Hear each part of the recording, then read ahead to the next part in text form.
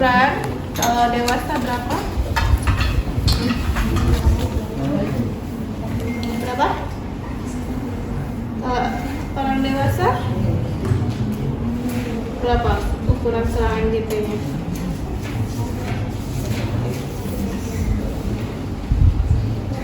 Ya, jadi selang NGT itu banyak ukurannya. Ada yang untuk anak, dewasa, ya.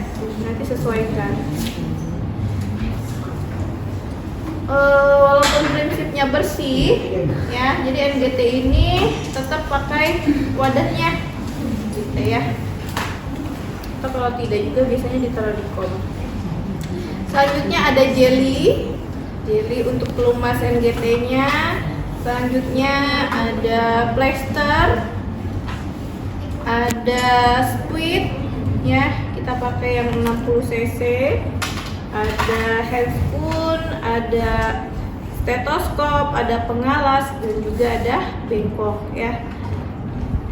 Nah, ini untuk alat-alat pemasangan NGT. Untuk prosedurnya, tahapannya semua sama, dari mulai tahap prainteraksi sampai dengan ke tahap evaluasi. Ya, sebelum itu kita kontrak dulu ke pasien. Kontaknya seperti biasa. Selamat pagi Pak, perkenalkan nama saya Imas yang bertugas di sini dari jam 7 pagi sampai jam 2 siang. Bisa sebutkan namanya siapa Pak? Nanti pasien kita identifikasi nama, tempat tanggal lahir, dan juga nomor rekam medisnya. Lalu sampaikan tujuan kita mau apa. Bapak, di sini saya akan melakukan tindakan pemasangan NGT atau pemasangan selang melalui hidung yang disalurkan dari hidung sampai dengan ke lambung. Tujuannya untuk memberi asupan makanan melalui selang tersebut, gitu ya.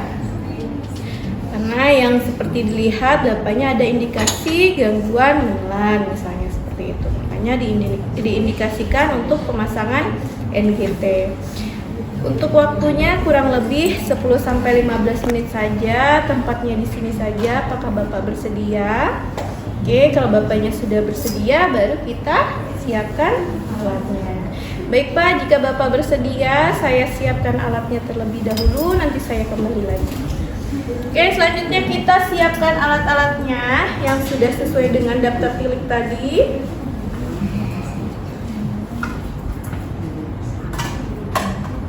Oke, baru kita bawa ke ruangan pasien. Bapak, untuk alatnya sudah siap. Apakah kita bisa mulai tindakan sekarang?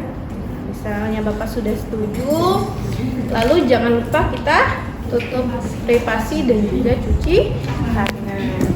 Ya, kita lakukan cuci tangan 6 langkah. Ayo. Mulai. Cuci tangan. Baik Bapak, sebelum kita melakukan tindakan, ada baiknya kita membaca doa. Ya, bismillahirrahmanirrahim. Lanjut kita pasang handphone.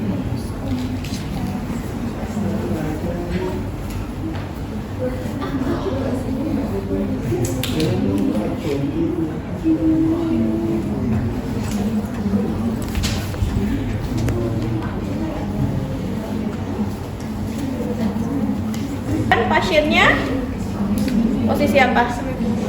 Semi pauler, ya. Setelah pasiennya semi pauler, baru kita pasang ya, pelak atau pengalas di atas dada pasien. Tujuannya biar kalau ada cairan yang jatuh tidak langsung ke baju pasiennya, ya.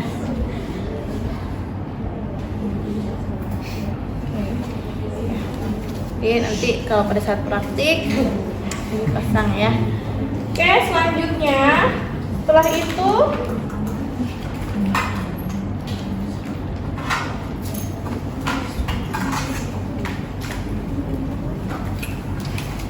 siapkan, dekatkan bengkok.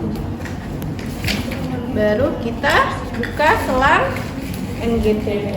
Untuk pengukurannya masih ingat dari mana ke mana? Jadi nanti kita ukur dulu dari hidung sampai ke belakang telinga, baru sampai ke lambung atau bagian kandung pasien. Nah, kalau sudah nanti baru kita tandain.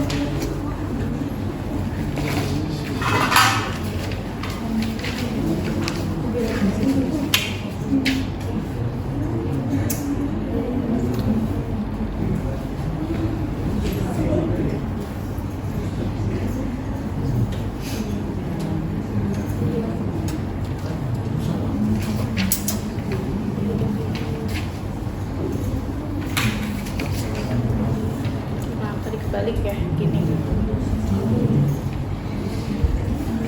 Kalau sudah, nanti kita tandain. Selanjutnya, kalau di daftar tiliknya nggak ada ini ya. Daftar tilik yang ini tidak ada pen light. Biasanya ada kita untuk melihat lubang hidungnya gitu ya. Takutnya ada polip kah atau ada apa gitu ya, tapi bisa kita lihat langsung. Kalau tidak ada, misalnya kita mau pasang sebelah mana, sebelah kiri atau sebelah kanan. Oke, kalau pastikan lubang hidungnya tidak ada masalah, baru kita bisa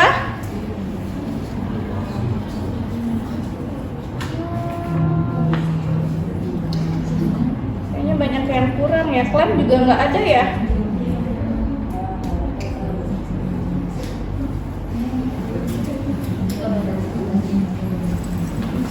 Nanti saya cari yang lebih ini lagi. Ini padahal sumbernya dari buku SPO PPNI. Tapi seharusnya kita bawa klem juga ya.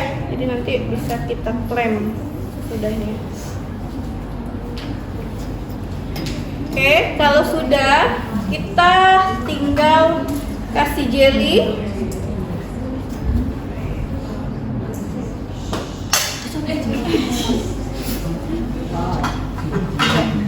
Ini harus pelan-pelan. Oke, jadinya bisa kita lumasi sampai ke selangnya.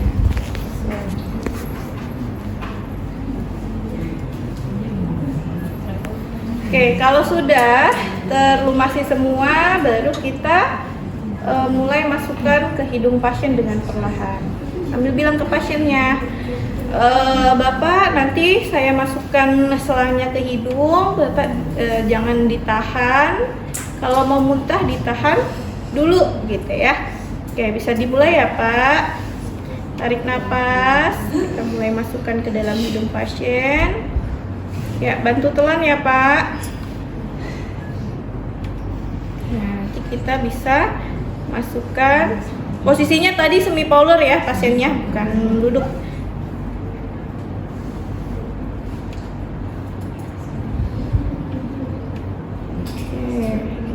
Selangnya nggak mau turun.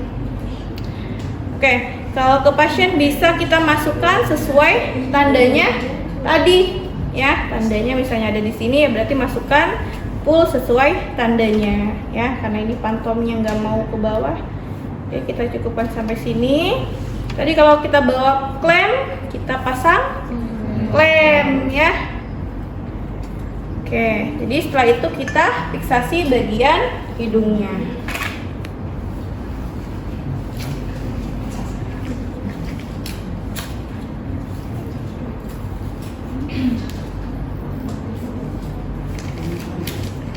Fiksasi kalau ke pasien lebih enaknya pakai yang plester apa namanya hipapik ya. Kalau ini dia nggak terlalu lengket ya, jadi bisa nanti ditaruh di hidung pasien, nanti dibentuk kupu gitu ya. Kalau ini nggak terlalu lengket ya, bisa dilingkari.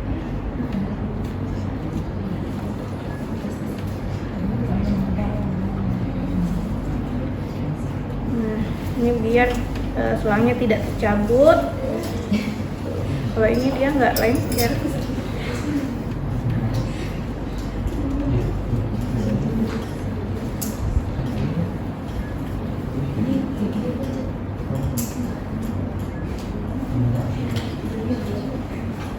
Oke, lebih amannya pakai hipapik.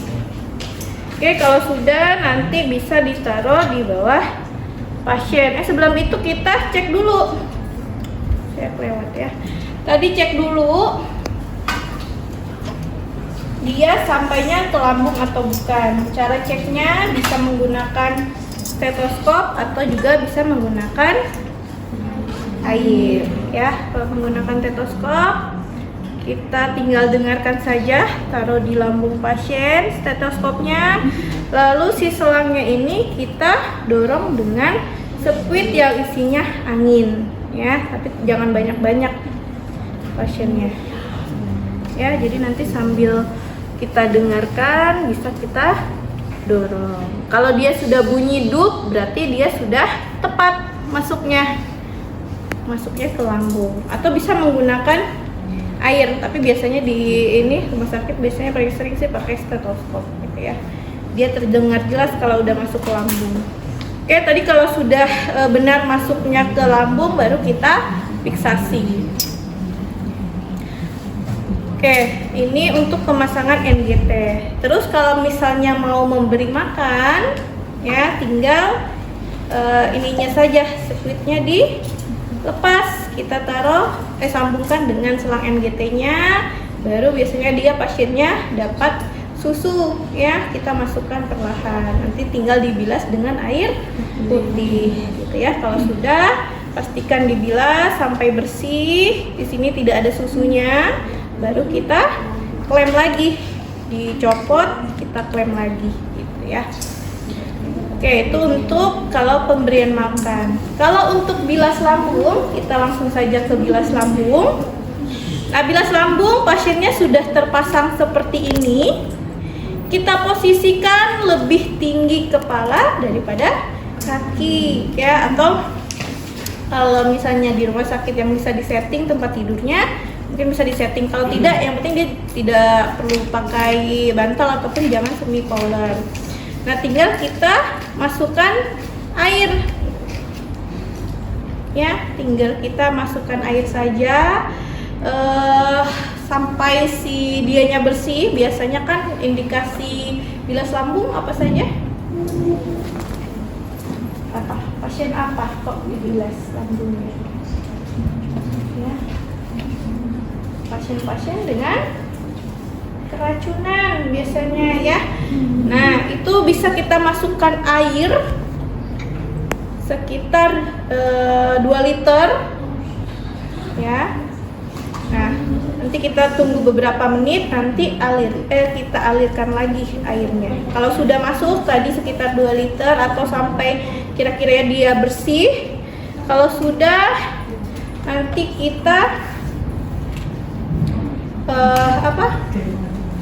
sedikit ditarik, kita bantu tarik, baru nanti kita alirkan kepada bengkok ataupun baskom. Karena bengkok biasanya nggak muat ya. Kalau tadi kita masukin 2 liter, kita masukin ke wadah lain, misalnya plastik atau baskom yang untuk nampungnya.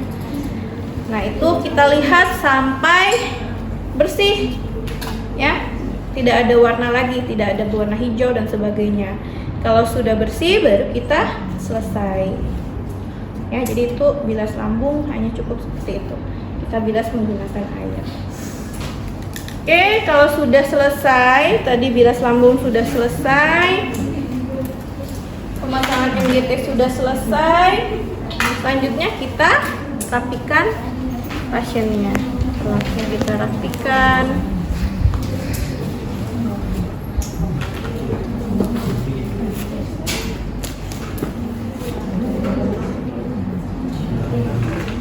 Alhamdulillah Pak, tindakannya sudah selesai. Kita evaluasi bagaimana perasaan Bapaknya. Yang mungkin memang tidak nyaman ya Pak ya. Baik Pak, kalau begitu karena tindakannya sudah selesai, saya izin pamit ke ruangan. Jika Bapak ada keperluan atau bantuan, bisa panggil saya di resepsionis ataupun tekan bel yang ada di samping Bapak. Jangan lupa cuci tangan dan juga buka lagi privasinya.